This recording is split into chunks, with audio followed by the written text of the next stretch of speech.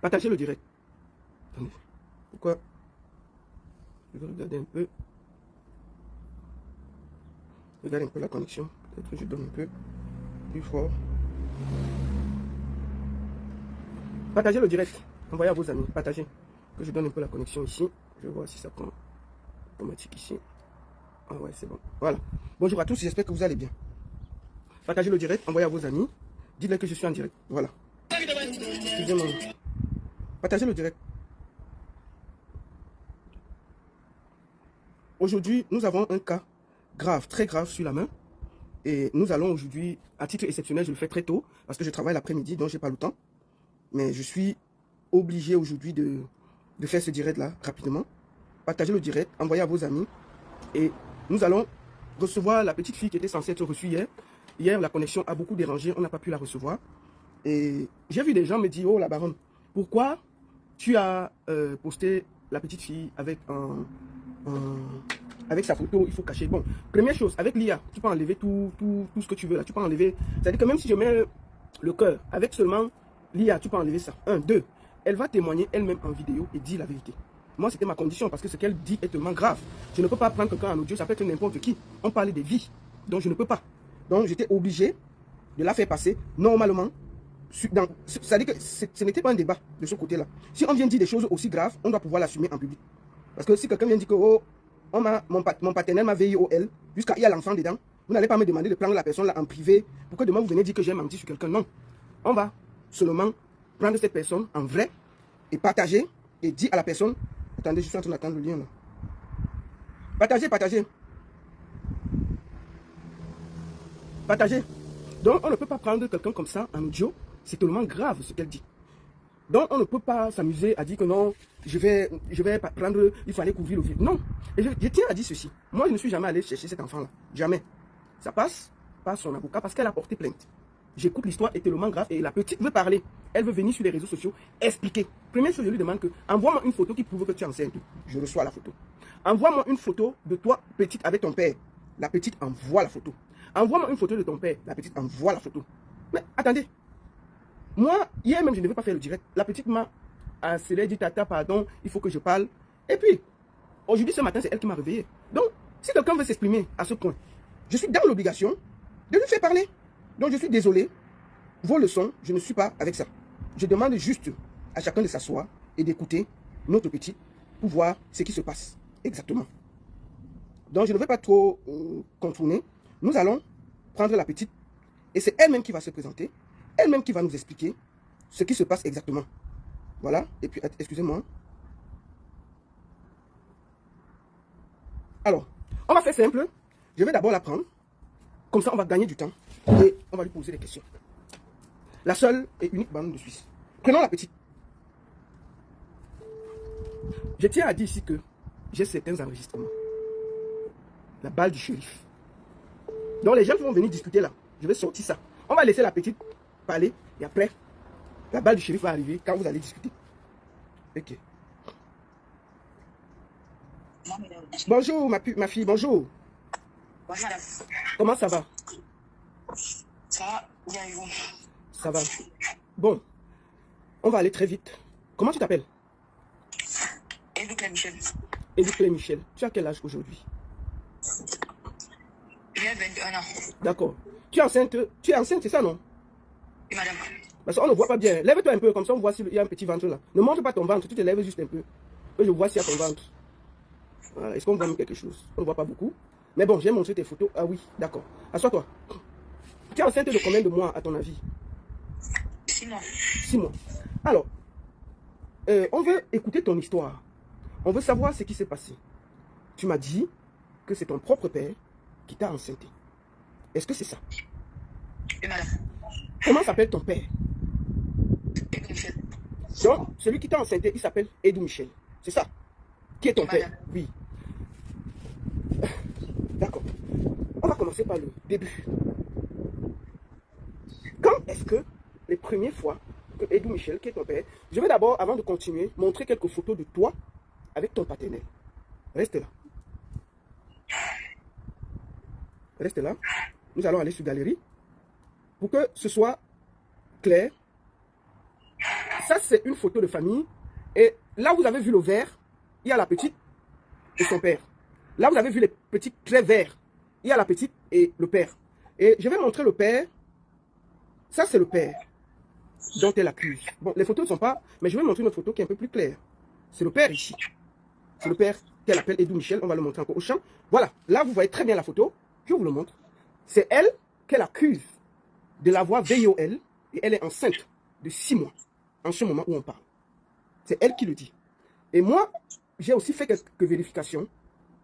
Je tiens à dire ici que la mère qui était dans la maison est partie du mariage à cause de cette histoire. Et j'ai eu à discuter avec elle. J'ai les audios. Pour que ce soit un peu clair. Donc quand vous allez discuter, on va mettre ça dehors. Pour que ce soit clair. Nous allons aller très simple. Ma fille, raconte ton histoire.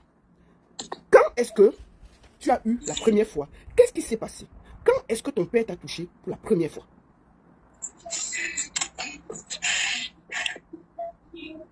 Tu as compris la question? Madame. Oui. Est-ce que tu peux répondre à la question? Ne pleure pas. Va à l'essentiel. Quand est-ce que ton père t'a touché pour la première fois? Madame, c'était en 2019. En 2019. Oui, madame. Comment ça s'est passé? Est-ce que tu te souviens? Je vois que c'est difficile, mais on va aussi passer par là pour qu'on ait la vérité. Parce que c'est grave ce que tu dis, tu vois. On ne peut pas balayer comme ça. Comment ça s'est passé? Bon, madame, c'était un samedi au mois de juin. Nous étions à la maison, c'est-à-dire mon père, ma petite soeur, mon petit frère et moi. Donc nous étions au nombre de 4 à la maison. Et moi, j'étais en train de prendre ma douche. C'est où mon père a envoyé ma petite soeur et mon petit frère à la boutique pour qu'ils aillent acheter le petit déjeuner. Entre-temps, quand moi j'étais en train de me laver, j'ai fini. C'est où papa m'appelle. Il me dit qu'il veut me parler. Je dis, je viens de finir de me laver, je dois d'abord m'habiller. Quand je vais finir de m'habiller, je vais venir, on va parler. Il me dit non, il faut venir maintenant. Je dis, ok, j'arrive. Quand je viens, il ferme d'abord la porte de la chambre. Ensuite, il me dit qu'il va essayer de voir si je suis capable de garder un secret. Je lui dis garder un secret comment? Il me dit, je vais voir. Il commence d'abord par le fait qu'il doit m'épiler. Je dis, comment ça tu vas m'épiler? Est-ce que c'est à toi de le faire? Il me dit, de temps en temps, le père peut aussi aider son enfant à s'épiler. Quand j'ai refusé, il a essayé de me prendre de force. Quand je dis, c'est le secret là comme ça, il me dit, ça fait toujours partie du secret. C'est où il sort le couteau, il me demande de m'allonger. Il dépose le couteau sur le lit. Quand je m'allonge, il a commencé à m'épiler. Quand il a fini, il me dit que, ok, maintenant donc, il va essayer de voir si je suis capable de garder un secret. Il est monté sur moi et il a commencé à me pénétrer. Quand je lui ai dit que je vais dire à maman, il me dit que même si je dis, personne ne va me croire. Parce qu'il est maître de sa maison et maître des lieux. Donc il fait ce qu'il veut. Ce jour-là, quand il a fini, je suis retourné, il m'a demandé d'aller me nettoyer et de ne rien dire à personne. Que s'il a pu sortir le couteau à sa femme, moi qui, pour qu'il ne me poignarde pas avec. C'est où je suis parti, mes petits frères sont rentrés, nous avons déjeuné. Et puis nous sommes restés à la maison toute la journée. Quand maman est rentrée le soir, je n'ai pas pu parler avec elle parce que, étant sous la frustration de papa et sur la peur, j'ai préféré ne rien dire. Je suis restée tranquille. Et on a fini le samedi là, comme ça, je n'ai rien dit à personne. Le lendemain, dimanche, nous sommes allés rendre visite à une tante. Attends, ma soeur, il t'a épilé avec quoi? C'était avec un rasoir bic. D'accord. Le lendemain? Le lendemain, dimanche, nous sommes allés rendre visite à une tante du côté de Louvain. Et comme c'était les papas, elle nous a dit, à mes petits frères et moi, qu'on ne peut pas venir. Et on rentre, vu que ce sont déjà les vacances et mes cousins étaient déjà tous là. Elle a demandé qu'on reste et que le papa va venir avec nos habits après. Le dimanche là, nous sommes restés avec mes cousins et tout, on jouait.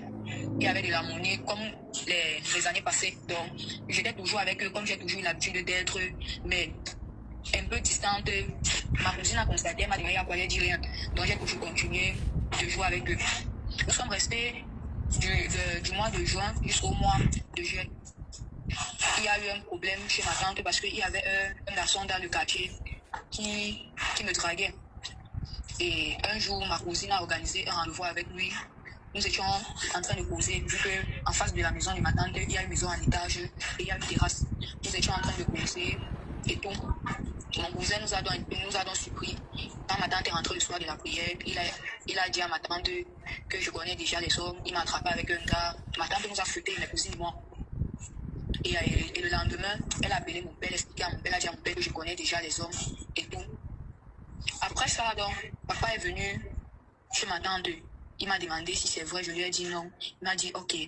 Il m'a fait comprendre qu'il devait se déplacer pour aller hors du pays et qu'il faut qu'on rentre. Donc, il faut que mes petits frères et moi, nous rentrons, nous venons rester un peu avec lui. Quand il sera de retour, donc il faut qu'on vienne rester avec lui et maman. Quand il est parti, j'ai commencé à faire des rêves où les bandits sont entrés chez nous, ils ont fait du mal à ma maman et ils l'ont même tué. Et quand je dis ma maman, je parle de sa femme. Parce que ta maman, elle est où? Ta vraie mère, elle est où? Ma maman, elle est décédée. Ah, d'accord. En fait, c'est la deuxième femme de ton père que tu appelles ta maman, c'est ça? Mais ta maman, elle est décédée, c'est ça? Oui, madame. Ok, vas-y. J'ai donc commencé à faire des rêves. La nuit, je me réveillais, je pleurais. Ma cousine me demandait il y a quoi et j'expliquais. Un jour, donc, nous avons fait part de ça à ma tante. Ma tante elle nous a dit que c'est juste le prétexte. Comme on a découvert que je connais déjà l'homme, je suis en train d'inventer tout ça parce que je veux rentrer. Vu que ça se répétait, elle a dû appeler mon père, que mon père vienne nous chercher. Parce que quoi? Parce que tu faisais des cauchemars et vu que tu faisais des cauchemars, tu avais peur et tu as expliqué ça à ta tante et ta tante a dit que c'est parce qu'on t'avait supplié en train de discuter avec le voisin, c'est ça? Oui, madame. Ok, vas-y. Quand notre père est venu nous chercher, c'était toujours un dimanche. Nous sommes donc rentrés. En rentrant, comme cette période-là, il avait la voiture. Donc nous étions en train de rentrer. Il a commencé à me poser des questions pour savoir si je suis passé à l'acte. Si je suis passé à l'acte avec le gars en question, je lui ai fait comprendre que non, jamais. Il m'a dit, ok, il va m'amener à l'hôpital, on va faire le test. Il va voir si ce que j'ai dit est vrai. Il a dit, ok, il n'y a pas de problème, même si on part, tu ne vas rien voir parce que lui et moi, nous ne sommes jamais passés à l'acte. Même un bisou, lui et moi, nous n'avons jamais changé. Nous étions juste en train de causer. Il était en train de me faire part de ses sentiments. Quand nous sommes arrivés à la maison, on a trouvé qu'il y avait nos voisins au quartier qui étaient en train de faire la fête. Nous sommes restés aussi avec eux. On a fait la fête et tout et tout. Et puis, nous sommes rentrés à la maison se coucher. Le lendemain, lundi, quand maman est partie au travail parce qu'elle était secrétaire dans un établissement toujours non loin de la maison. Donc, on peut dire même à 500 km de la maison. Elle est partie au travail. Nous étions toujours à 4. Papa a encore envoyé mes petits frères acheter le déjeuner. Quand ils sont partis acheter le déjeuner, il m'a appelé. Il m'a encore rappelé dans sa chambre. Il me dit que il va me faire le test pour savoir si ce que je lui ai dit hier est vrai. Je lui ai dit, mais tu as dit qu'on devait aller à l'hôpital. Est-ce que c'est l'hôpital ici? Il m'a dit, couche-toi. Quand j'ai encore refusé, il m'a dit, ne me couche pas à vous. Je me suis couché et il a encore monté sur moi. Il a fini ses abus et puis je suis allé me changer. Quand maman est encore rentrée le soir, je n'ai toujours rien dit. Je n'ai rien dit à personne. Nous sommes restés. Donc, quand nous sommes restés à la maison, je ne parlais même plus à ma maman parce que je me sentais mal. Donc, quand elle me parlait, je ne répondais pas. Elle me demandait de laver les assiettes, je lavais. Mais quand elle me posait une question, c'était à peine si je répondais. Nous sommes restés dans la situation à demeurer comme elle était. Le jour que je refusais de passer à l'acte avec papa, il me brutalisait, il devenait violent avec moi, il me tapait. Parce que lui et moi, nous n'avons jamais été en contact comme un père et sa fille. Quand j'étais un peu plus petite, lui et moi, nous n'avons jamais été en contact. Même les chaussures, il ne m'achetait pas. C'était toujours ma maman qui m'achetait les sous-vêtements et tout et tout.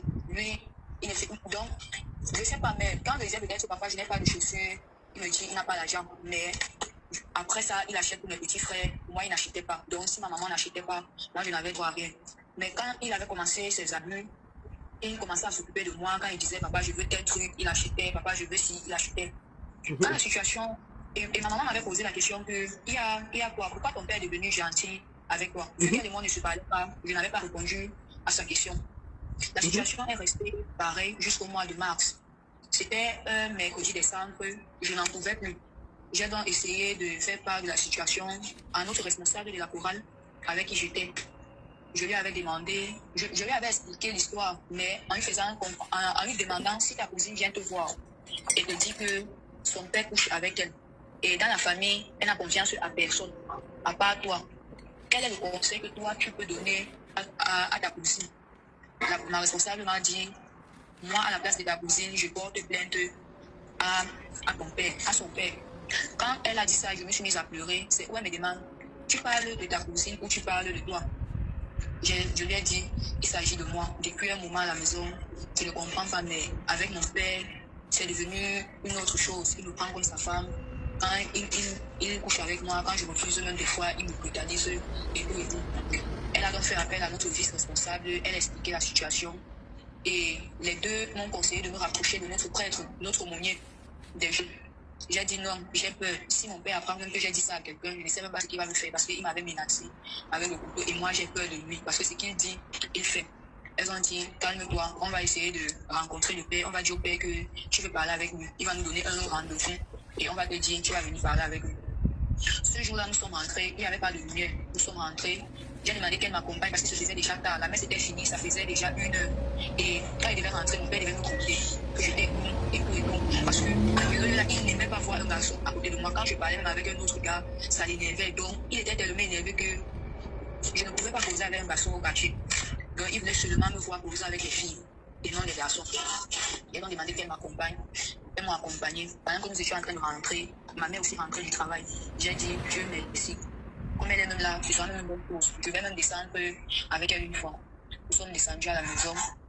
Ce jour, comme il n'y avait pas de lumière, il est venu pour entrer dans ma chambre de force. Mais j'avais pu voler une clé chez lui. Puisque ma chambre se fermait à clé, j'avais pris une clé chez lui. Il ne s'est pas rendu compte. J'ai donc fermé ma chambre ce jour-là. Et je me suis endormie. Le lendemain, il m'a grondé à me demander pourquoi est-ce que j'ai fermé la porte à clé et tout et tout.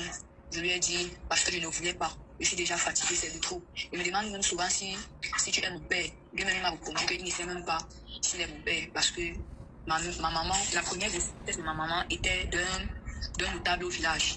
Donc peut-être même la deuxième grossesse, ce n'est même pas lui. Donc c'est-à-dire ma grossesse. Donc peut-être ce n'est même pas lui. Que quand ma mère m'a accouchée, c'est quand j'avais déjà 3 ans que ma mère a commencé à dire partout que c'est lui mon père et tout et tout. Donc lui-même, il n'est pas sûr. Ce jour-là, nous sommes restés ce jeudi, vendredi. Et puis dimanche, je faisais la fièvre. Ma température était trop élevée. Et moi, je voulais même déjà fuir la maison parce que je ne voulais plus rester avec mon père et tout. Quand je montais donc... Attends, ma fille, attends un peu, ma fille. Attends. Partagez le direct. Envoyez à vos amis, mettez les cœurs, sécurisez le direct, écrivez Good Life. C'est vous qui pouvez suivre ce direct. C'est vous qui pouvez partager ce direct. C'est vous qui pouvez sécuriser ce direct. Envoyez les cœurs à cet enfant qui a le courage de parler. Envoyez les cœurs, envoyez les cadeaux. Soutenez-la, donnez-lui la force. Parce que ce qui se passe est grave. Avoir ce courage de venir parler, c'est incroyable. Moi, j'ai pleuré, mais elle ne pleure pas. Donc, partagez, mettez les cœurs, écrivez Good Life. Sur TikTok, sécurisez, partagez, mettez les cœurs, écrivez Good Life. Donnez de la force à ces petits, parce qu'elle est menacée. Vas-y, ma fille. Ce dimanche, donc, quand je partais faire les 100 pas, j'ai rencontré mon maestro en route. Et j'ai fait part de la situation à mon maestro. Je lui ai dit, maestro, voilà une situation que je traverse. Et moi, je veux fuir la maison, mais je n'ai nulle part où aller. J'ai besoin que tu m'aides. Sa première question, c'est, est-ce que tu as fait part de ça à ta mère? Je lui ai dit, depuis un moment, elle et moi à la maison, on ne se parle pas. Donc, je ne sais pas comment l'aborder parce que la situation me met tellement mal à l'aise que il est difficile pour moi de la regarder même en face. Et il m'a dit, fais un effort. Tu parles avec ta mère, tu expliques la situation à ta mère. Je suis donc rentrée ce jour. J'ai expliqué la situation à maman. Quand j'arrive même d'abord, je suis à l'entrée de sa chambre. J'ai dit, maman, elle se saute parce que ça faisait déjà un bon bout. Elle et moi, on ne se parlait plus, je ne l'appelais même plus maman et tout. Elle me dit, qu'est-ce qui t'a piqué aujourd'hui, juste parce que tu m'appelles maman? Je lui dis, ne pleure pas, ma fille. Ne pleure pas, vas-y. Je lui dis, il faut que toi et moi, on parle. Elle me dit, viens t'asseoir. Je commence à lui dire, maman, tu as constaté ici à la maison, je devenais un peu distante avec toi, je ne te parlais plus et tout. Tout ça, c'était la faute de papa. Elle me dit, il a fait quoi? J'ai commencé à l'expliquer que depuis la veille du jour que nous sommes allés chez Mbombo à Yukwe, papa avait commencé à coucher avec moi et il m'avait menacé que si je te dis, il va me faire du mal. Donc, c'était difficile pour moi de te faire part de la situation. Elle a commencé à pleurer. Elle s'est mise à pleurer. Elle me dit, tu es sûre? Je lui dis, maman, je vais te mentir. Pourquoi? Elle appelle sa maman. Elle explique à sa maman le demande, il y a quoi? Je lui dis, grand-mère, moi-même je ne comprends plus papa parce qu'il laisse maman à la maison, mais c'est moi qui suis devenue sa femme. Il passe le temps à coucher avec moi. Quand je refuse, il me menace, il me gronde, il commence à être violent. Quand j'ai fini d'expliquer la situation à la grand-mère a commencé à parler avec maman. Elle a demandé à maman qu'il faut d'abord qu'on m'amène à l'hôpital pour confirmer si ce que je suis en train de dire est vrai. Ma maman a appelé la voisine au quartier. Elle a appelé notre voisine la plus proche. Elle a expliqué la situation à notre voisine. Elle a dit, ok, On va aller, vu qu'il y avait un centre de santé qui était proche de la maison. On a demandé qu'on aille là-bas. Quand on arrive donc, l'infirmière a commencé à se poser des questions. Il y a quoi? Pourquoi est-ce que ma mère demande qu'on me fasse le test? Parce que l'infirmière nous connaissait, l'infirmière était une amie de la famille. Ma mère me dit, on ne sait jamais, il faut juste faire il faut juste faire une consultation parce que les jeunes d'aujourd'hui vraiment me dépassent. Quand l'infirmière commence à faire la consultation, elle envoie son premier doigt dans mon vagin. Ça entre facilement. Elle dit ok. Elle envoie le deuxième doigt, ça entre. Elle prend dans ses deux doigts, elle envoie. Les deux doigts entrent au même moment, elle retire. Elle dit à ma mère que le vagin de l'enfant est déjà ouvert, que moi-même ça me dépasse, parce que ça c'est un vagin qu'on utilise constamment. Ma mère s'est mise à pleurer. Elle a dit, donc ce que l'enfant est en train de me dire c'est vrai. Ce que je vois généralement à la télé, c'est venu me trouver dans ma propre maison. L'infirmière a demandé, il y a quoi? Ma maman n'a pas répondu. Elle a juste demandé à l'infirmière d'être discrète et de ne rien dire à mon père. Après ça, maman a demandé qu'elle me fasse le test du palu parce que j'avais la fièvre. Donc la situation était devenue compliquée pour moi que ce jour, ayant tellement réfléchi, le palu m'avait attrapé. Quand on a fini la consultation et qu'on a prescrit les remèdes, nous sommes rentrés. J'ai dit à maman que ne faut pas que papa sache. Elle et moi, on se parle parce qu'il sait qu'on ne se parle pas. Donc, s'il apprend qu'elle et moi, on a recommencé à se parler, il peut se douter de quelque chose et me faire du mal. Maman a dit, ok. Quand nous sommes rentrés à la maison ce dimanche-là, on a continué à faire comme des ennemis et tout. Maman a juste dit que ta fille est malade. J'ai essayé d'acheter les remèdes, il faut lui demander ce qu'elle a. Papa m'a demandé, il y a quoi? J'ai dit, j'ai le palu, je ne me sens pas bien. Il a dit, ok. Nous sommes restés à la maison ce dimanche soir. Lundi, pareil. Mardi aussi, nous sommes toujours restés à la maison. Mercredi, donc, je suis allée à la chorale. Quand je suis arrivée, le prêtre m'a dit, on m'a dit que tu me cherches, me voici. Je lui ai dit, ok, mon père, dès que j'ai fini la répétition de la chorale, je vais passer dans votre bureau et nous allons parler d'un sujet. Il m'a dit, ok, je suis disponible après. Quand on a fini la répétition, je suis partie dans le bureau du père. Ma présidente et mon maître étaient déjà là. J'ai expliqué la situation au père. Il m'a demandé le numéro de ma maman, j'ai donné. Il a appelé la maman. Il a demandé qu'elle passe dans son bureau. Elle est donc passée dans son bureau. Ils ont causé, ils ont pris l'initiative qu'il faut qu'on aille dans un autre hôpital pour avoir une autre consultation, qu'une seule ne suffit pas. Et il a dit, lui, il va prendre le problème en main parce que il défendait... Ne pleure pas. Il était dans un... Je ne sais pas comment dire ça, mais il était dans une association qui défendait les droits de l'enfant. Donc il a dit qu'il va essayer de poser le problème là-bas et on va trouver une solution. Donc mais il faut d'abord qu'on aille dans un autre hôpital pour avoir une deuxième consultation. Quand nous sommes partis, quand on a fini la réunion, nous sommes rentrés. On a tamponné mon père en route, il montait déjà me chercher parce que j'avais à durer. Les répétitions finissaient à 19h, et vers 21h, je n'étais pas encore rentré. Quand il m'a vu avec ma maman et mon maestro, il a commencé à gronder que c'est même la chorale de quoi, jusqu'à je reste à l'église jusqu'à 21h, que d'ailleurs même j'arrête la chorale, il ne veut plus me voir à la chorale. Même à l'église, je ne dois plus partir. Le jour-là, je suis rentré, je suis allé dans la chambre, il ne m'a rien dit. Il n'est pas venu dans ma chambre le jour-là.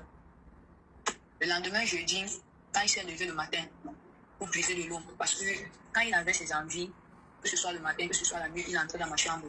Il ouvrait l'eau comme s'il était en train de puiser de l'eau. Donc ma mère, elle se disait que non, il est juste en train de puiser de l'eau parce qu'il ne dormait pas dans la chambre principale. Lui, il dormait au salon avec ma petite soeur et mon petit frère. Eux, ils ont dormi au salon. Donc moi, j'avais ma chambre seule. Maman aussi dormait dans sa chambre seule. Le jeudi, là, quand il se lève, donc il commence à puiser de l'eau. Maman aussi se lève parce qu'elle connaissait déjà la situation. Donc quand elle a suivi les bruits de l'eau, elle s'est une fois dit que c'était pour qu'il vienne dans ma chambre. Elle s'est donc réveillée le jour-là. Elle est venue au salon, elle s'est mise à travailler sur sa machine. Donc, il n'est pas venu dans ma chambre le jeudi, là, jusqu'à toute la journée, elle passait. Quand maman rentre dans le soir, elle me dit, demain on va aller à l'hôpital. Donc demain tu ne vas pas à l'école. Et le lendemain c'était vendredi. Elle dit, demain tu ne vas pas à l'école, on va aller à l'hôpital. Je lui dis que, non, moi je veux quand même aller à l'école. Parce que j'ai mon premier cours, langue et culture nationale, que je ne veux pas rater. Et il faut aussi que j'aille à l'école pour demander le billet de sortie, pour ne pas avoir les effets d'absence. Elle me dit, ok, mais tu vas me retrouver avant 10h, parce qu'on a rendez-vous à 11h. Et le temps d'arriver, il se fera déjà tard. Je suis partie à l'école le lendemain.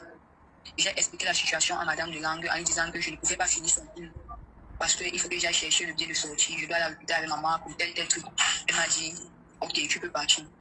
Quand je suis arrivée à la maison, je me suis changée. J'étais même pressée parce que j'avais déjà un retard. Il était déjà 10 heures. Quand j'arrive en route, maman et moi, on se tamponne, on se prend par l'hôpital. L'hôpital Tegal. Pour ceux qui sont au Cameroun, à Douala précisément, l'hôpital Tegal. Nous sommes allés là-bas, on a commencé les consultations et tout. Partout où nous sommes passés, c'était toujours le même résultat. Les infirmières disaient que ça serait un vagin qui est ouvert. Donc, la personne qui monte sur cet enfant, c'est une personne vraiment de haut calibre. D'après le dit, maman a dit, ok. Elle a demandé ce jour qu'on fasse un test de VIH-Sida. On a fait le test est sorti négatif pour nous deux. Elle a dit, c'est déjà une bonne chose. Après avoir fini la consultation et tout, elle a appelé ma tante. Il y a une de mes tantes qui réside à Yaoundé. C'est la grande soeur de mon père. Elle a appelé ma tante, elle a expliqué la situation. Elle a dit qu'actuellement, elle est même à l'hôpital. Voilà les résultats. Ma tante a dit que vu que moi, je ne suis pas à Douala, vu qu'elle n'est pas à Douala, elle doit se rapprocher des deux autres qui sont à Douala pour qu'ils essaient ensemble de trouver une solution par rapport à ça. Ma mère m'a donc dit que je dois rentrer. Elle va aller à Ukoé.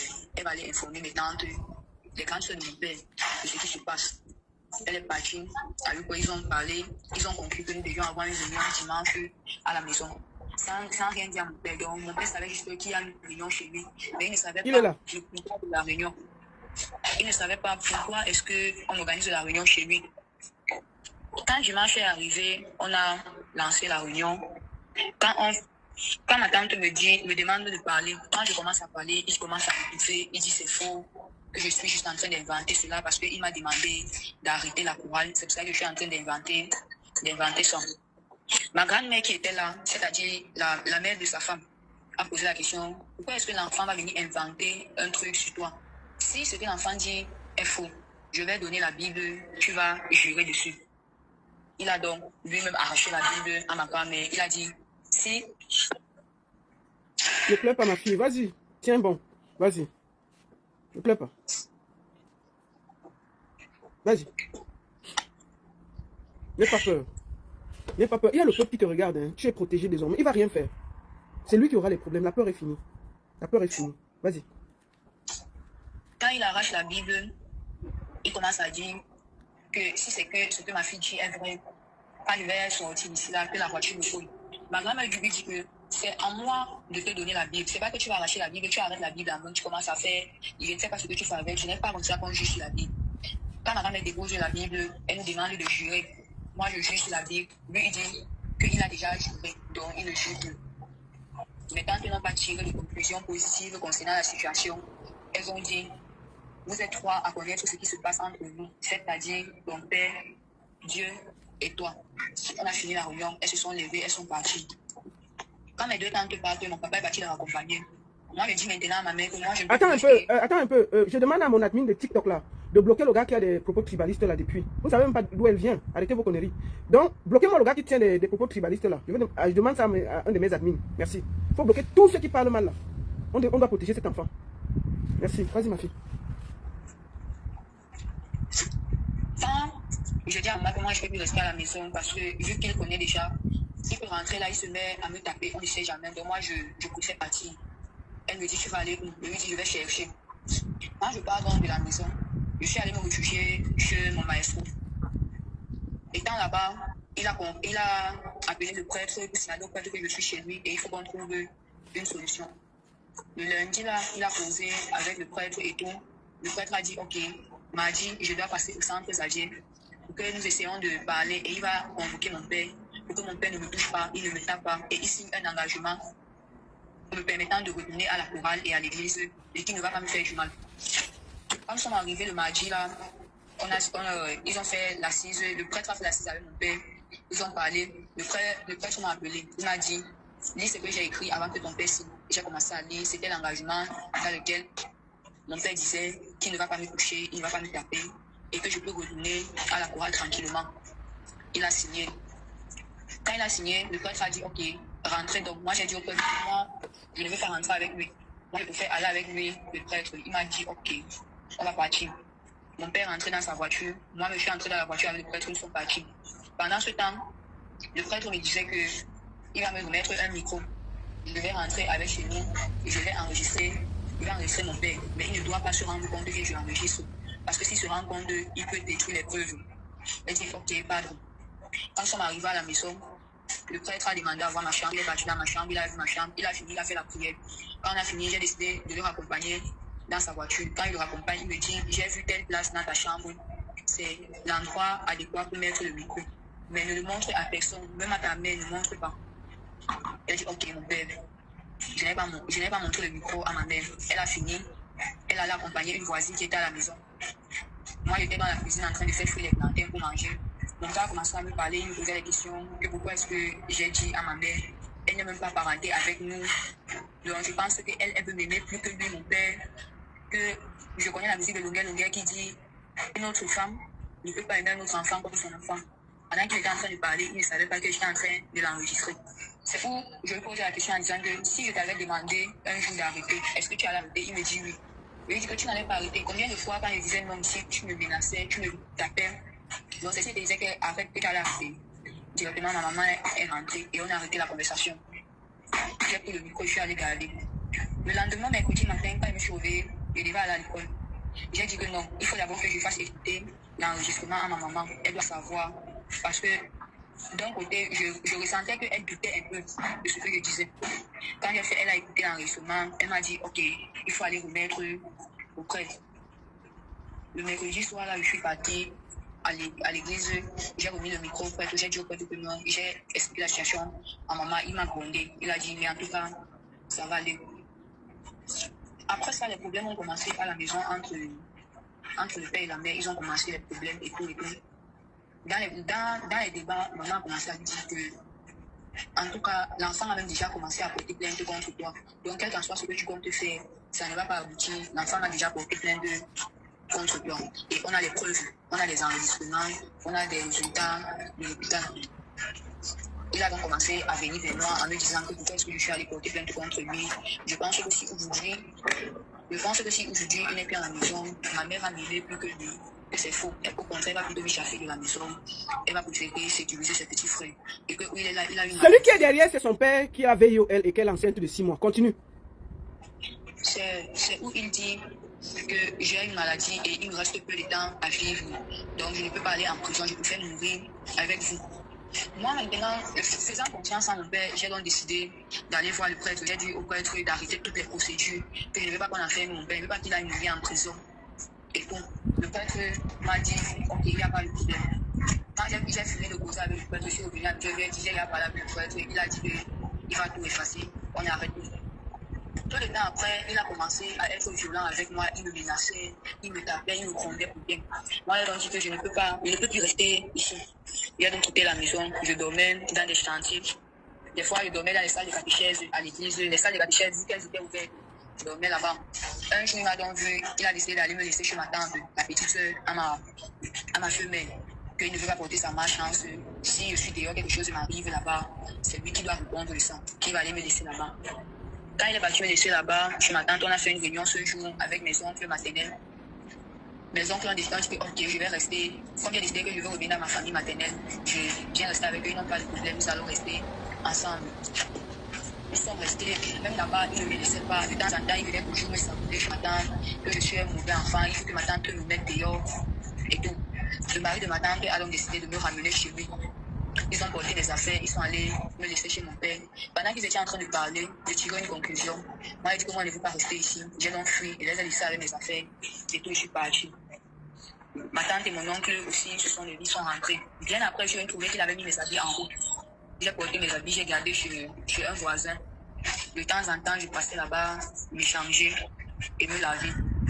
Entre-temps, je dormais toujours dans les salles de catéchèse, dans des chantiers et tout et tout. Des fois, je dormais même chez certains camarades en cachette, à l'issue de leurs parents, parce que si on savait que j'étais là-bas, ça pouvait causer le problème à mes camarades. J'ai fait ça jusqu'en 2023. Donc, 2021 jusqu'à 2023, c'était comme ça que je vivais. Et je suis tombée sur une maman. Avant même de tomber chez la maman, j'avais rencontré son fils sur Facebook. Il me draguait et tout, mais on ne s'était jamais vu. Un jour, il est donc venu dans notre chorale. Il a dit qu'il veut faire la chorale. Moi ne le remarquant pas, ne sachant pas qui c'est, je n'adressais pas la parole. comme la période là, j'étais chargée des appareils de ma chorale et lui-même aussi, il s'y connaissait bien dans les appareils. Nous avons commencé à échanger des fois en ce qui concerne les appareils. Un jour, il m'a donc posé la question à savoir, tu ne me remarques pas? Je lui dis, tu remarques comment? Il me dit, je suis ton ami tel sur Facebook. C'est moi qui t'envoie l'invitation. Je lui dis, ah, c'est toi. Il me dit, oui. Voilà comment les gens, nous avons commencé à être en contact. Des fois, on papotait et tout. Un jour, j'ai donc expliqué ma situation. Il a eu de la peine pour moi. Des fois, il me dépendait un peu financièrement et tout. Quand il y avait des fêtes dans sa famille, il m'invitait. Je venais rester avec ses soeurs. On passait un peu du temps. On riait et tout. Après ça, donc, un jour, il m'a invité chez eux. Vas-y, il y a qui te déconcentre à côté là. Concentre-toi. Qui est en train de t'agresser là? Mais laissez-la parler, c'est quoi avec vous? On t'agresse là? Bon, madame. Ok, mets-toi bien. Oui. Ok. D'accord, vas-y. Essaie d'avancer, comme ça, on va chuter. Vas-y. Bon, c'est donc comme ça que quand il y avait les fêtes chez eux, ils m'invitaient, je venais rester avec ses soeurs. De temps en temps, on papotait, on tapait les commentaires. Un jour, donc, sa grande soeur m'avait invité chez eux, que je vienne passer le week-end, le samedi avec eux. Je suis arrivé chez eux. On a commencé à papoter et tout. Vu qu'il se faisait déjà tard et il était très difficile de trouver les motos dans le quartier, elle m'a dit, tu peux même dormir ici là. J'ai demandé, ta mère et ton père vont dire quoi? Elle m'a dit, ma mère a voyagé et mon père lui laisse pas, donc tu peux dormir. Demain, tu pars dans tes activités. J'ai dit, ok. J'ai dormi chez eux le samedi là, je me suis réveillé le lendemain dimanche, je suis parti. J'ai gagné des amis, je me suis échangé et je suis parti à l'église. Le week-end qui suivait, je suis toujours venu chez eux, j'ai toujours dormi, je suis rentré le lendemain. J'ai fait ça à 3 reprises. Quand je dans sa maman est rentrée du voyage, elle m'a trouvé. Elle m'a posé la question, ma fille, quand tu dors dehors comme ça, ta famille ne te cherche pas, on ne te pose pas de questions. J'ai dit, nous, on sait que je suis à la fête, donc on y va bien me dire. Elle a dit, ok. Le week-end qui suivait encore, j'ai encore posé le même acte, je suis venu, j'ai dormi, je suis rentré le lendemain. Avançons un peu, qu'on aille à l'essentiel, parce que sinon, on va passer. C'est que l'histoire est tellement longue, tu vois, ma fille. Maintenant, la famille t'a permis, la maman là t'a adopté, tu lui as raconté ta situation, c'est ça? Madame. Oui, vas-y. Faut pas te fermer, parce que je crois que tu es un peu sur la défensive, je comprends. Ça veut dire que tu as raconté à la maman là ce que tu as vécu, c'est ça? Et elle a permis que tu restes là-bas, c'est ça? Vas-y. Madame, je suis restée avec elle jusqu'en 2025. De 2023 à 2025, nous sommes restés ensemble. Et j'avais eu un problème là-bas parce que moi, n'étant pas à Douala, puisque la période là, je suis allée chez Tante à Yaoundé rester un peu, ou un peu chez Douala parce que la femme de mon père m'avait dit que je devais aller fréquenter dans son village à Bachétia. Donc, je suis partie à Yaoundé en attendant qu'on commence à apporter les choses de l'école et tout.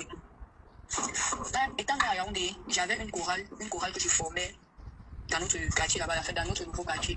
C'est la maman qui m'avait accueilli. Un jour, donc, on a commencé à faire les collectes pour le concert. On m'a remis de l'argent. J'ai donc remis à un ami que lui, il puisse se charger. J'ai acheté les pannes et tout, et de remettre. Mais malheureusement, il n'a pas livré à temps parce que la boutique a fait faillite. Ils ont commencé à avoir quelques problèmes et tout. Ils n'avaient nulle part où aller parce qu'ils ont la maison, ils ont fait un prêt à la banque et ils ont mis la maison en gage.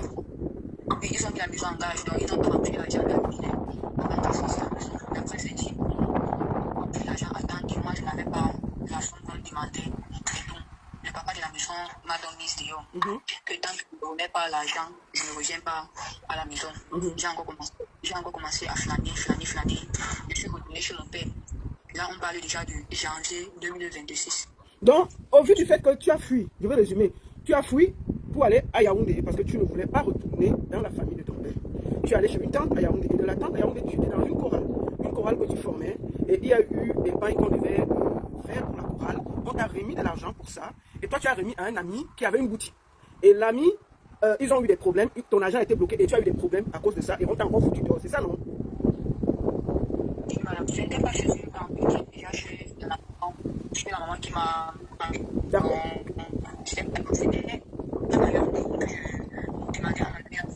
D'accord. Alors, au vu de tout ça, tu as encore flâné et tu étais dans la rue. En fait, tu dormais encore de maison en maison. Et désespéré, tu as dû retourner en janvier 2026 dans la maison de ton père, c'est ça? D'accord, raconte. C'est où nous avons fait une assise avec mes petits frères. C'était le 1er janvier. Je disais à mon père que il faut que on arrange un peu différent et tout. Je faisais ça parce que je voulais retourner à l'école, parce que j'avais arrêté l'école. Parce que la femme de mon oncle, le grand frère de ma maman, de ma famille en fait, avait fait mon apprentissage. Et mon papa était allé où j'avais eu à fréquenter, récupérer la photocopie. Et je n'avais plus aucune photocopie. Donc, voilà maintenant qui me paye l'école. Il y a le vent ici. Vas-y, vas-y. Voulant qu'il me paye l'école, je suis donc retourné à la maison, j'ai demandé qu'on fasse ma paix et tout. Et que je veux. Attendez, je vais entrer dans la maison. Restez pas là une minute. Je vais un peu vous saluer. Je vais entrer dans la maison. Piston, il y a le vent, je me trouve là. C'est grave seulement le vent ici. Je vais voir si je peux mettre. Je peux mettre comme ça. Parce qu'il y a moins de vent. Je ne sais pas s'il y a moins de vent, parce que là, c'est chaud. Je vais voir, parce que je vais me couvrir un peu via le mur. Peut-être qu'il y aura moins de vent. Voilà. Piston, ne sort pas. Il dit à mon fils, il n'est pas sorti, on va le voir sur Internet. Il y a moins de vent, non? Vas-y, ma fille. Il y a un peu moins de vent, vas-y. C'est où? Voilà. C'est où il a accepté que je revienne à la maison et tout. Je suis revenu à la maison, tout faisait semblant d'aller bien. Il y avait des jours, il me donnait l'argent des beignets, des jours, il ne me donnait pas, il ne se souciait même pas de savoir si j'ai mangé et tout et tout. Donc, il y avait plus de relations entre lui et moi parce que je ne parlais pas avec lui.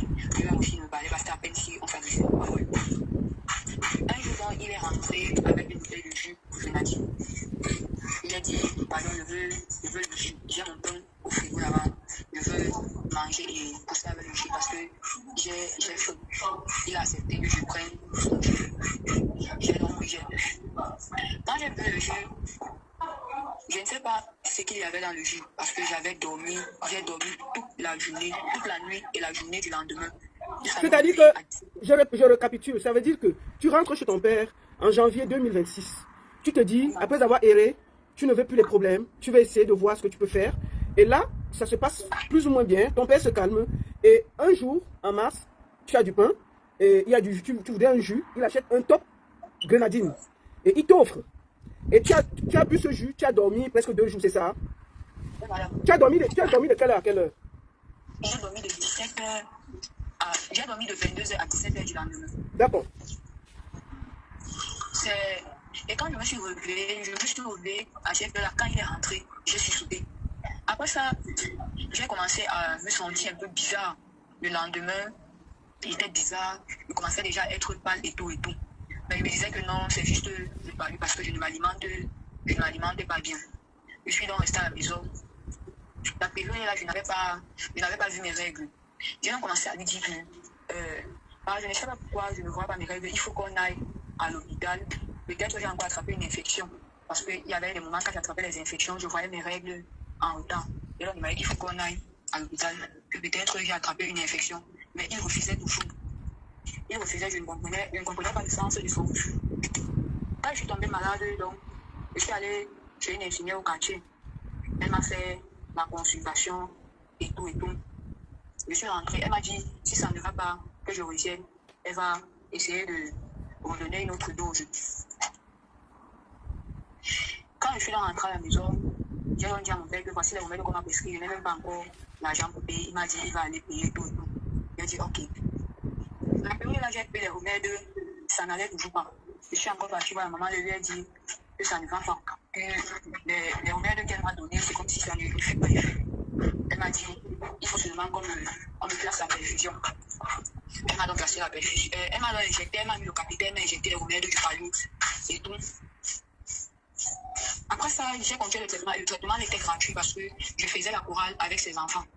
Donc, comme il faisait la chorale avec ses enfants, elle a dit, elle ne peut pas voir la grande soeur de ses enfants malades. Elle ne l'aide pas, même si je n'ai pas l'argent, elle peut m'aider gratuitement, que je suis quand même son enfant au quartier. Elle a donc commencé le traitement. Quand elle me soigne donc, un jour, je lui dis que, ma, aujourd'hui, j'ai vomi, je ne sais pas pourquoi. Elle me dit, on va faire le test de grossesse. Je lui dis, fais le test de grossesse. Comment que j'ai bu ça dans le verre, j'ai pris ça. Elle me dit, on ne sait jamais, on va faire le test. Quand on fait dans les tests de grossesse, ça soit positif. Et j'étais déjà à 2 semaines de grossesse. Elle me dit, tu es enceinte. Je lui dis que non, ça ne peut pas être moi. Qu'elle a seulement confondu, mais que c'est toi, de son perjuré. Je lui dis non. Elle me dit, explique-moi. Pourquoi tu dis non? Je lui dis non. Après, je lui dis que pardon, aide-moi à enlever. Elle me dit, elle ne peut pas enlever, que je dois informer mon père. Je lui dis non, je ne peux pas informer mon père. Je vais d'abord commencer par expliquer à ma famille comment que je suis enceinte. Elle me dit, je peux t'aider, mais il faut que tu me dises la vérité. Je lui dis quelle vérité? Elle me dit, rentre, tu peux réfléchir et puis tu me reviendras. Quand je rentre donc, ne sachant pas comment j'ai pu approcher ces tout, je me pose des questions. Je ne comprends pas. Est-ce que comment je suis soit enceinte? Je me pose toujours des questions. Je ne comprends pas. Un jour, je suis couchée à la maison. Je commence à essayer de me rappeler. Je me rappelle que il fut une fois, mon père m'avait donné un jus de grenadine et j'avais dormi toute la journée, toute la nuit et toute la journée du lendemain. Et quand je me suis réveillée, mon corps était bizarre et tout, et je suis tombée malade. Après, j'ai commencé à dire que j'espère seulement que je n'ai pas lui, que je n'ai pas mon père. Je pardonne, je vois l'infirmière, j'explique à l'infirmière que voilà la situation. Et je suis en train de suspecter que ce soit l'enfant de mon père, me dit l'enfant de ton père, comment? Je lui dis moi-même, je ne veux pas croire. Mais si tu dis que je suis enceinte, ce n'est que la seule explication. Elle me dit, ok, tu veux donc enlever, mais il me faut l'accord d'un membre de ta famille. Le temps pour moi d'expliquer à une tante qu'elle avait déjà informé mon père que je suis enceinte et que je veux enlever.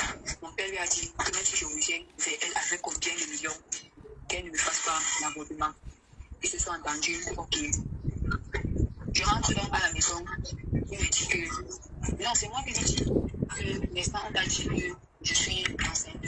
Maintenant donc, on va faire comment, parce qu'il faut que j'enlève, je ne veux pas quand même garder l'enfant-ci. Il me dit, on ne jette pas les liens du sang. Je lui dis, on ne jette pas les liens du sang. Comment? Donc je vais garder l'enfant-ci et expliquer comment que c'est en même temps mon enfant que c'est mon petit frère. Il me dit, je t'ai dit, on ne jette pas les liens du sang. Je ne veux plus parler du sang. Je reste donc, je dis que maintenant si je vais faire comment, je ne trouve pas la solution. La période là, c'était la période qu'il y a une de mes tantes qui était décédée et le deuil était à Yaoundé. Je suis partie. Avant de partir, je lui dis que comme je suis en train de partir là, c'est pour aller à voter. Il me dit, si tu essaies, ça ne va pas réussir. Il me dit, tu vas sauf que garder l'enfant. Je lui dis, garder ça comment? Je lui dis pas garder l'enfant. Je quitte donc, je pars à Yaoundé. Quand je pars à Yaoundé, je sais que si mes tantes là-bas, elles me disent Ça va ma fille, vas-y. Quand on te laisse parler, ouais, laissez-la parler. Oh, laissez-la se concentrer, vas-y, tu expliques à Yaoundé. Pourquoi tu marches partout comme ça ma fille? Tu as peur de quoi? Assure-toi, vas-y. Oui, mais là où tu es placé, là, le réseau marche bien. Même si tu as le bruit, c'est pas grave. Vas-y.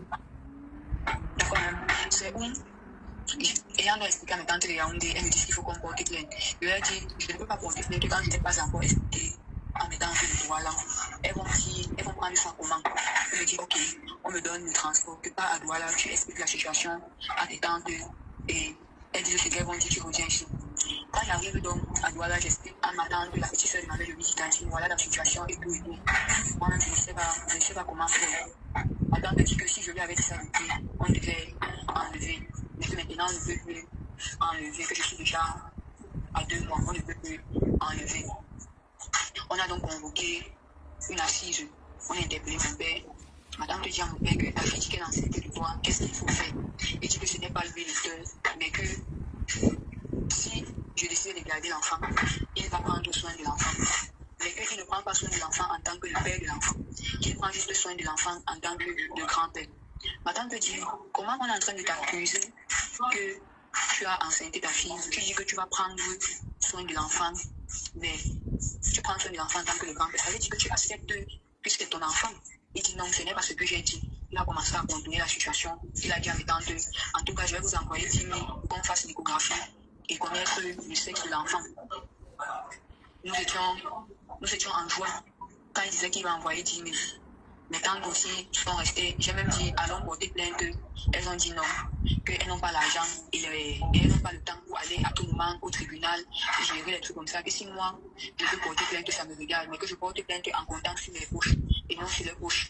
On a convoqué encore 2 autres assises pour mon père devait toujours dire ce qu'il a lieu de faire avec la bouche. Il disait toujours que non, je n'en ai pas et tout. Qui ne veut pas chercher l'enfant là sans voir.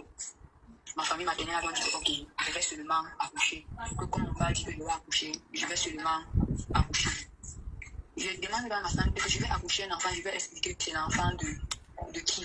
Je vais dire pourquoi à l'enfant, qu'en même temps c'est mon petit frère, en même temps c'est mon enfant. Ma tante me dit, tu accouches, tu vas donner à ta tante. Comme il y a une de mes tantes qui n'a pas d'enfant, elle dit que j'accouche, que j'allais lui donner. Je lui ai dit, non, moi je ne veux pas garder l'enfant si. Elle me dit que ton père qui ne va chercher l'enfant si sans voir. Et donc, ils ont dit que, ok, comme c'est donc comme ça, vous supportez mon père, restez donc avec nous. Moi, je vais me débrouiller, me battre seul à trouver une solution. Depuis juin, que mon père a dit qu'il va envoyer 10 000 pour que j'aille faire l'échographie. Donc, déjà, je n'ai jamais eu à faire le plus. Je ne suis jamais à l'hôpital, non seulement pour qu'on me prescrive le parent, rien de j'ai à tout écrit. Quand je passe seulement, on me demande que c'est quoi. Regarde, tu es là, il faut prendre les fêtes et tout. Parfois, j'ai des problèmes de dos, j'ai des problèmes de rein, je n'ai jamais rien pris. Quand je l'appelle, on fait comment, il me dit que va voir des tantes, donc si moi je ne donne pas l'argent, les tantes ne peuvent pas donner l'argent, que l'enfant n'appartient pas à une seule famille, l'enfant appartient aux deux familles. Quand il va voir mes tantes, elles me disent que ton père dit qu'il va gérer, non, attends qu'il fait. Donc, vu que la situation est déjà difficile pour moi, j'ai donc décidé de me rapprocher du service social de Logoti. C'est où on m'a mis en contact avec Maître Moutaga, qui m'a mis en contact avec Maître Fabien. Et c'est Maître Fabien qu'on m'a franchi comme mon avocat, qui m'a mis en contact avec la baronne. Et depuis pratiquement 2 semaines, nous essayons de trouver une solution concernant ce problème. Ok. Mes chers frères et sœurs, mères, sœurs, filles, je vous confie cet enfant, une orpheline, qui a perdu sa mère. Je pleure, parce que son histoire est terrible. Elle a perdu sa mère. Elle porte un enfant qu'elle ne désire pas. Elle n'a jamais été à l'hôpital, elle n'a rien. Même un examen prénatal, elle n'a pas pu le faire. Je vous invite à l'aider. À la solidarité. Donnez une chance à cet enfant. J'ai tellement mal. Je connais son histoire. Depuis 2 semaines, je la suis. C'est terrible. Je veux juste qu'elle puisse aller à l'hôpital. Elle a 6 mois de grossesse. On ne peut plus enlever. Il faut qu'elle accouche. Et qu'on sache ce qu'on va faire. Elle ne veut pas garder cet enfant. Elle ne veut pas accoucher. Mais on fait quoi? On la tue. On fait quoi d'elle? Je vous appelle tous à la solidarité. Aidez-la. Si vous avez des mères, celles qui peuvent l'adopter, celles qui peuvent lui tendre la main, faites-le. Aidez-la à ne serait-ce que faire ses soins, à aller à l'hôpital, à se sauver. Elle a perdu sa mère, mais son père est un monstre. Je vais au même moment mettre la photo de son père. Si vous voyez qu'un enfant qui a interpellé la famille, les prêtres, les soeurs, c'est pas qu'elle n'a pas fait quelque chose. Elle a tout fait. Mais tout le monde l'a abandonné. Ma fille, est-ce que tu as un numéro OM où je peux appeler à la solidarité, qu'on te donne quelque chose, pour ne serait-ce que aller à l'hôpital, te soigner, dormir, manger et te prendre en charge. Si vous pouvez l'aider, parce que là où elle vit, peut-être elle ne pourra plus y être, je ne sais pas, parce qu'elle dort de maison. Aidez-la. Même la famille l'a abandonnée. Vous avez écouté. Ma fille, est-ce que tu as un numéro où tu as confiance? Parce que je sais que tu n'as pas de téléphone. Il faut que tu donnes un numéro où si quelqu'un a 10 euros, 20 euros, envoyez à cet enfant. Je vous en supplie. Chaque fois que je vous ai demandé la solidarité, vous avez répondu. Je vous invite à tendre la main à cette petite orpheline. Parce que je ne considère pas ce monsieur comme son père. C'est un monstre. Ma fille, est-ce que tu as un numéro de téléphone et un nom où les gens peuvent te déposer un OM, où les gens peuvent te déposer quelque chose? Oui, madame. C'est quoi? C'est un OM? Oui, madame, c'est un Est-ce que moi, je peux déposer un OM de chez moi et puis je te transfère tout l'argent? Pas de problème, madame. Pour être sûr que personne ne va utiliser cet argent. Madame, il n'y a pas de problème. Alors, je vais faire, moi, je me charge de prendre tout et de lui envoyer. Je vais vous rendre compte sur chaque centime. Nous allons essayer de voir si on peut faire sa layette, si elle peut suivre les soins, si elle peut aller à l'hôpital. Je m'engage à tout faire. S'il vous plaît, si vous avez moyen, je vous donne un OM. Je vais appeler mon fils Lambert. C'est Lambert Aizé. C'est par lui que nous avons cotisé l'argent de la maman de Steve. Je vais vous donner le numéro. S'il vous plaît, vous pouvez déposer un OM là-bas. Déposez le maximum. Plus 237. Attendez, où est son numéro là? Pourquoi j'oublie toujours son numéro? On va faire par lui. Attendez, pourquoi j'oublie son numéro là? Alors, Lambert, Lambert, envoie-moi ton numéro. Nous allons passer par là. L'OM va être là. Et moi, je me charge de regarder qu'elle peut aller à l'hôpital, qu'elle peut se soigner, qu'on peut faire la layette. Et s'il y a des mamans, s'il y a des gens, j'ai aussi un PayPal, s'il y a des gens qui peuvent l'adopter, l'aider, vous êtes les bienvenus. Je vais donner mon PayPal. Plus l'Orange Money, plus 237 6 97 95 66 49. Écrivez, notez ça, vous épinglez. Plus 237 6 97 95 66 49. Je vais demander aussi mon PayPal. Pourquoi on envoie aussi? Si vous avez le PayPal, vous pouvez envoyer là-bas. Attendez, je vais demander mon fils qui m'envoie mon PayPal.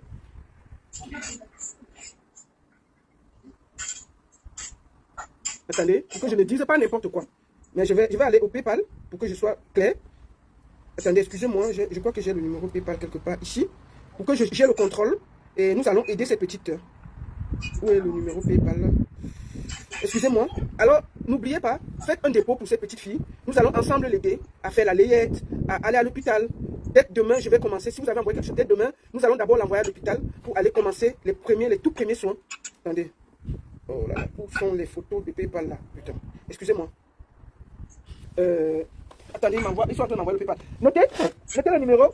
Plus 237. Plus 237. Plus 237. 6 97 95 66 49. Si vous avez 10 euros, 20 euros, 30 euros, déposez. Nous allons nous occuper de cet enfant. Elle a passé sa vie à souffrir. Depuis l'âge de 14 ans, elle subit les assauts. Donc, nous sommes aussi en justice, je peux vous rassurer ça. Elle a porté plainte. Et nous allons suivre ça. Le PayPal, c'est @ivanaël10. Je vais écrire le PayPal sur Facebook. Pardon. Je vais écrire le PayPal sur Facebook. Je vais écrire le PayPal sur Facebook que je vais épingler. @ivanaël10. 10. Attendez, je mets PayPal. Voilà. Je vais épingler. @ivanaël10. PayPal, @ivanaël10. Je vais épingler ça. Écrivez le PayPal là, s'il vous plaît. Et puis, @ivanaël10. @ivanaël10. Et vous pouvez donner quelque chose. 10 francs, 20 francs. Je répète encore. 00237 6 97 95 66 49. Je répète le numéro 00237 6 97 95 66 49. Ça va lui permettre, on va dès demain s'il y a quelque chose, l'envoyer faire les premiers soins. Elle va aller faire le test. Commencer à prendre de l'acide folique, puisque, s'il vous plaît, et c'est écrit Lambert Aizé. Lambert Aizé, c'est le nom. Je vous présente encore son père, pour qu'il n'y ait pas de doute. Déjà, je vous montre la photo de famille où elle est avec son père petite, pour que ce soit clair. Vous voyez bien, elle est là, la petite qui vous parle là, elle est là, son père est là. Voilà ça devant vous. Vous voyez bien qu'elle est en bas de son père. Je vous montre sur TikTok, pour que ce ne soit pas tellement. Voilà ça. Là, voilà petite, avec le père. Là, voilà ça. Je vous montre une deuxième photo de famille. Et si vous discutez, il y a des audios. Voici l'enfant. Voilà cette petite que vous êtes en train d'entendre. C'est elle là.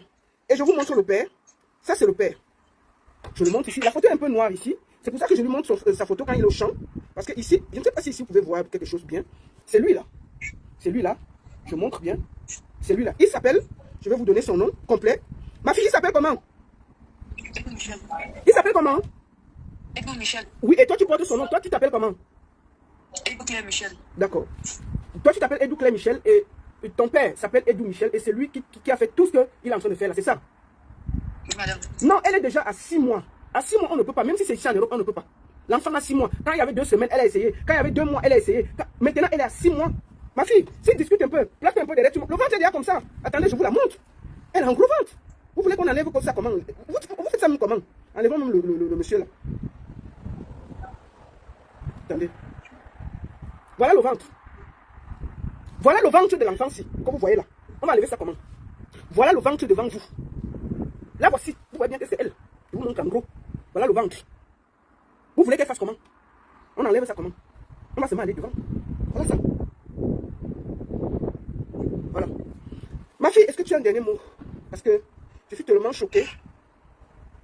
Est-ce que tu as un dernier mot à dire? Est-ce que tu peux? Je sais que les mots te manquent. Est-ce que tu as quelque chose à dire? Ne pleure pas. Est-ce que tu as un mot à dire? Est-ce que tu as un dernier mot à dire?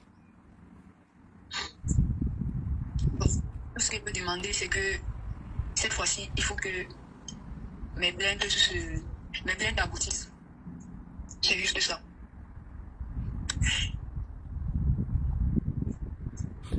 Écoute ma fille, est-ce que tu peux appeler un peu à la solidarité? Si les gens veulent t'aider, ils peuvent t'aider. Si tu peux demander, demande. Mais nous, on est là pour appuyer. Est-ce que tu as des mots à appeler à la solidarité? Que les gens t'aident, tu as déjà trop souffert depuis l'âge de 14 ans. Est-ce que tu as un mot à demander?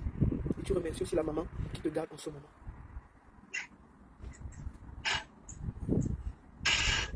Madame, j'ai besoin.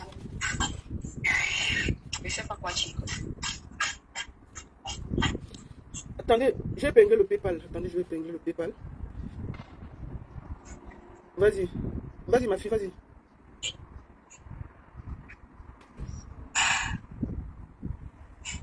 S'il vous plaît, ayez la main sur le cœur. Je vous appelle à la solidarité.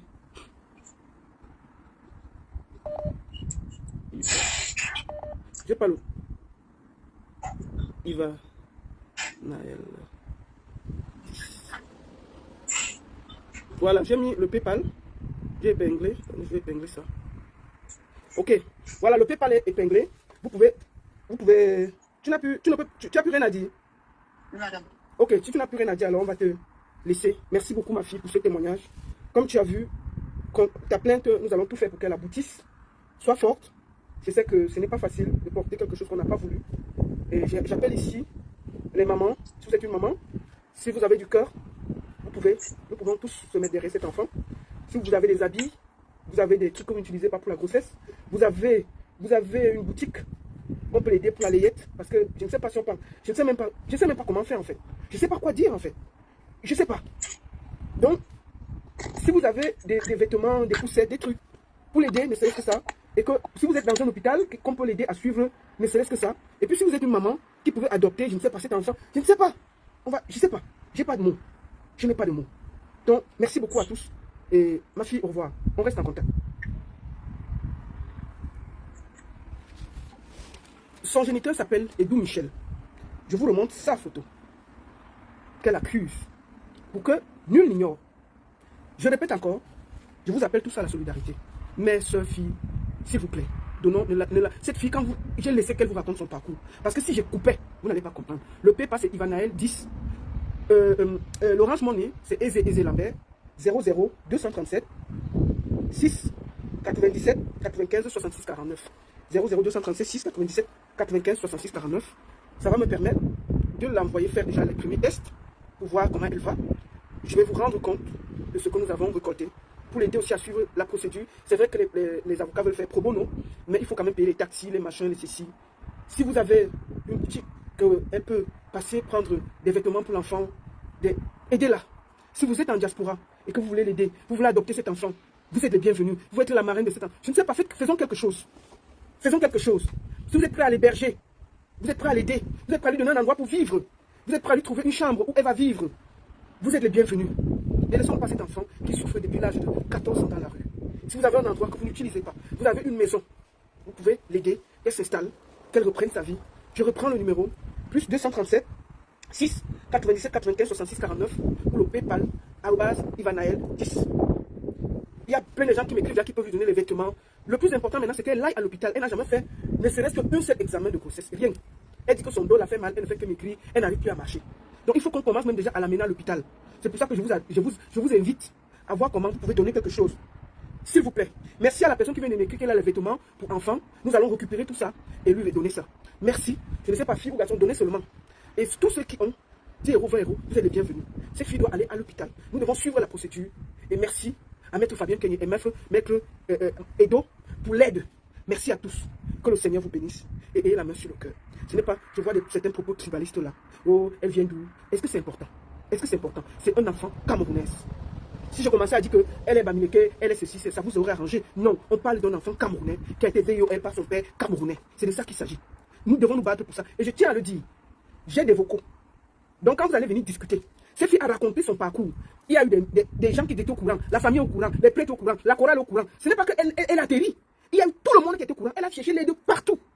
Elle a cherché l'aide partout.